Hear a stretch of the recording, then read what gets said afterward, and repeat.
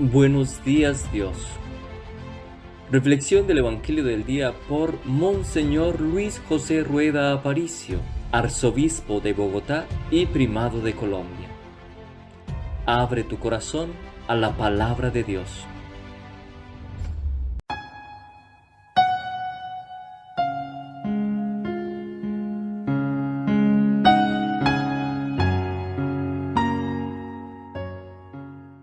En el nombre del Padre, y del Hijo, y del Espíritu Santo. Amén. Es verdad que las luces del alba del día de hoy son más puras, radiantes y bellas por gracia de Dios. Es verdad que yo siento en mi vida, muy dentro de mí, que la gracia de Dios es mi gracia que no merecí. Es verdad que la gracia del Padre en Cristo Jesús es la gloria del hombre y del mundo bañados en luz. Es verdad que la Pascua de Cristo es Pascua por mí, que su muerte y victoria me dieron eterno vivir. Viviré en alabanzas al Padre que al Hijo nos dio, y que el Santo Paráclito inflame nuestra alma en amor. Amén.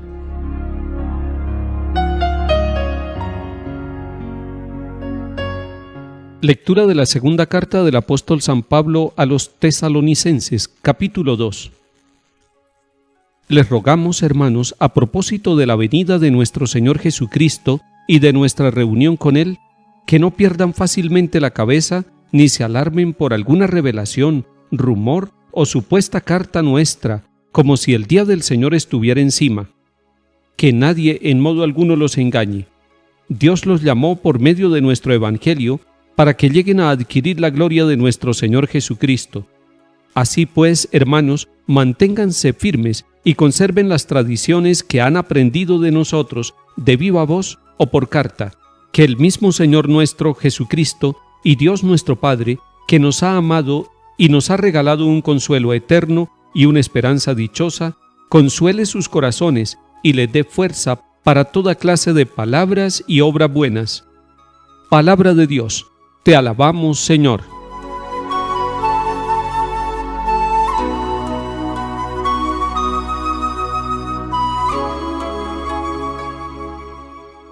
En el símbolo de la fe o credo de la Iglesia Católica, nosotros manifestamos: creemos en la resurrección de los muertos, creemos que el Señor ha de venir a juzgar a vivos y muertos. Esa segunda venida del Señor Jesucristo, la venida gloriosa, la llamamos parusía, que es la manifestación gloriosa del Señor, y nosotros vivimos en la esperanza de que el Señor volverá, que el Señor habita entre nosotros todos los días porque Él lo ha prometido, que el Señor vino y se encarnó, el Verbo se hizo carne en el vientre de la Santísima Virgen María y habitó entre nosotros. Son como tres momentos de la presencia de Jesús. Primero, la encarnación en el seno virginal de María. Segundo, su presencia entre nosotros porque Él lo ha prometido y está en los sacramentos, está en la palabra predicada y vivida, está en el corazón de las personas, está en nuestras comunidades y en nuestra historia. Y la tercera es la presencia que esperamos, la presencia gloriosa, la segunda venida, donde todo confluirá en Cristo Jesús para la salvación eterna. Todo el credo y todo el símbolo de la fe de la Iglesia Cristiana Católica está fundamentada en la revelación, en la palabra de Dios.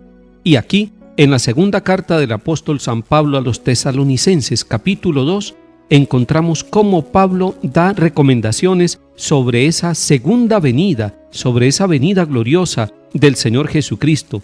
Primero la afirma y en segundo lugar indica a los creyentes de Tesalónica y a todos nosotros que no debemos alarmarnos por alguna revelación o rumor.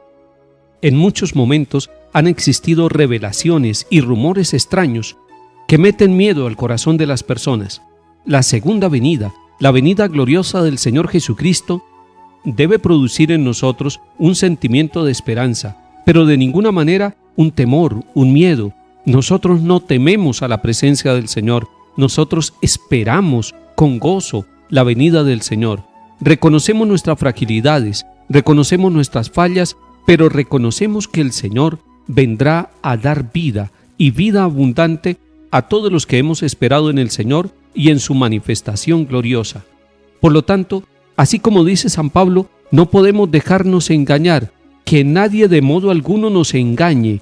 Hay algunos que tratan de persuadirnos de la venida inminente, de que el Señor ya vendrá y que va a destruir y que va a acabar con el mundo. No nos dejemos engañar. Son esas posturas terroríficas y que llenan de miedo el corazón de las personas. Nosotros vivimos no del miedo, sino de la esperanza, de la virtud teologal de la esperanza. El Señor vendrá y nosotros lo estamos esperando. Y cada vez que celebramos la Eucaristía decimos: anunciamos tu muerte, proclamamos tu resurrección y le decimos con todo el corazón: ven, Señor Jesús. Lo que sí es cierto es que no podemos quedarnos de brazos cruzados mientras esperamos la venida del Señor. Debemos esperarlo con una esperanza activa, es decir, una esperanza de trabajo, una esperanza de compromiso, una esperanza de construcción permanente del reino de Dios entre nosotros. Por eso San Pablo nos recomienda: mantengámonos firmes. Y ese mantenernos firmes es vivir una esperanza activa, una esperanza proactiva, una esperanza con trabajo, con compromiso, una esperanza, pero mientras esperamos vamos realizando y desarrollando todos los trabajos y proyectos que el Señor quiere que realicemos. Vamos construyendo poco a poco el reino del Señor, con nuestra vida, con nuestras decisiones, en lo económico, en lo político, en lo cultural, en todas las dimensiones del ser humano. Allí está la presencia del Señor y allí estamos con los brazos abiertos y con el corazón abierto para que venga el Señor a darle plenitud a todo lo que nosotros hacemos y vivimos. Pero además San Pablo dice que conserven las tradiciones que han aprendido de él, del apóstol y de los apóstoles. La Iglesia Católica toma la tradición, es una tradición que acompaña la revelación. Por eso tenemos el catecismo de la Iglesia, porque nosotros no improvisamos una doctrina, porque en la Iglesia Católica no es válido todo aquello que unos u otros quieran decir. Debemos estar ceñidos a lo que es la tradición de la Iglesia, el magisterio de los papas, de los obispos que son sucesores de los apóstoles, y por eso nosotros no podemos inventar o crear a nuestro antojo una doctrina. La asumimos, la vivimos, la actualizamos, pero conservamos las tradiciones que hemos recibido de los apóstoles, y esa es una de las características de nuestra Iglesia, ser apostólica. Y la apostolicidad significa hundir nuestras raíces, hundir nuestra doctrina y cimentar toda nuestra vida cristiana católica en la vida de los apóstoles llamados por el Señor a estar con Él. San Pablo termina haciendo como una plegaria, pidiendo que el Señor Jesucristo consuele nuestros corazones y nos dé fuerza para que podamos hacer toda clase de obras buenas y para que de nuestra boca salgan palabras de bondad, palabras de bien, y que con palabras y obras nosotros podamos agradarle al Señor con la fuerza que Él nos da, el consuelo, la esperanza y el amor que nos ofrece.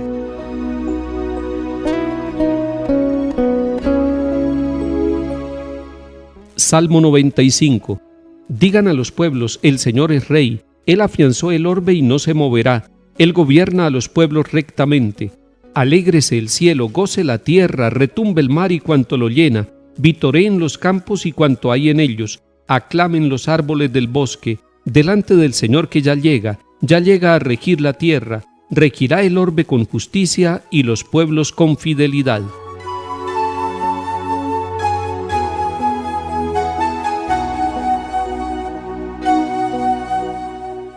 Lectura del Santo Evangelio según San Mateo, capítulo 23.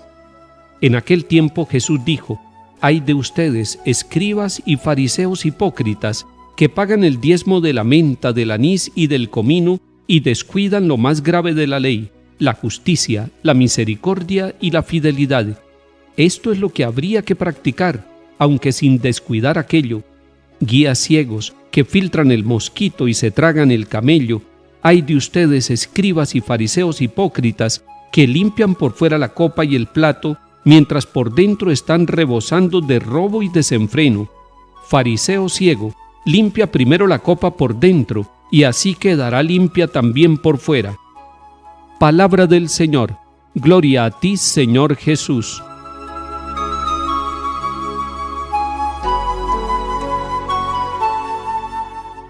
Cuando el Señor Jesús está hablando con dureza a los escribas y fariseos y los llama hipócritas, es porque ellos están viviendo una hipocresía religiosa, una hipocresía espiritual, están basados en pequeños detalles, están tomando la minucia.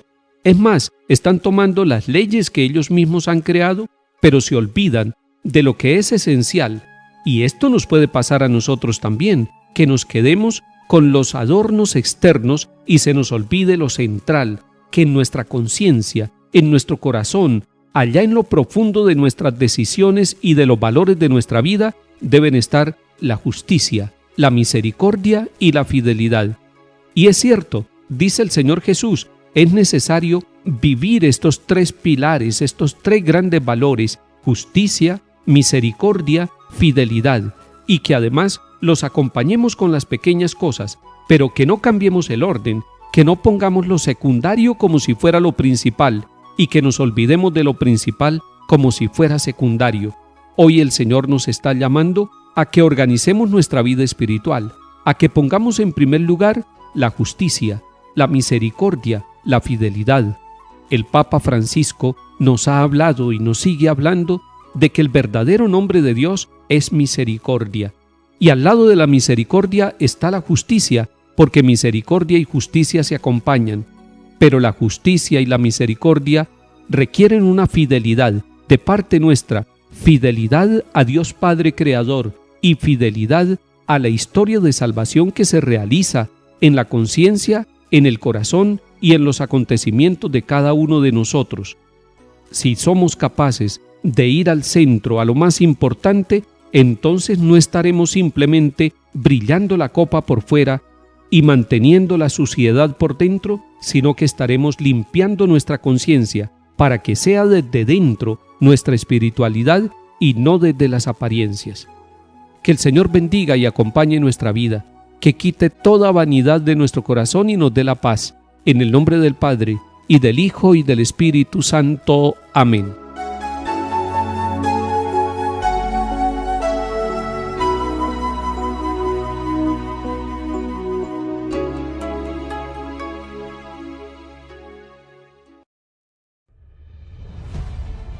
Buenos días, Dios. Reflexión del Evangelio del día por Monseñor Luis José Rueda Aparicio, arzobispo de Bogotá y primado de Colombia. Abre tu corazón a la palabra de Dios.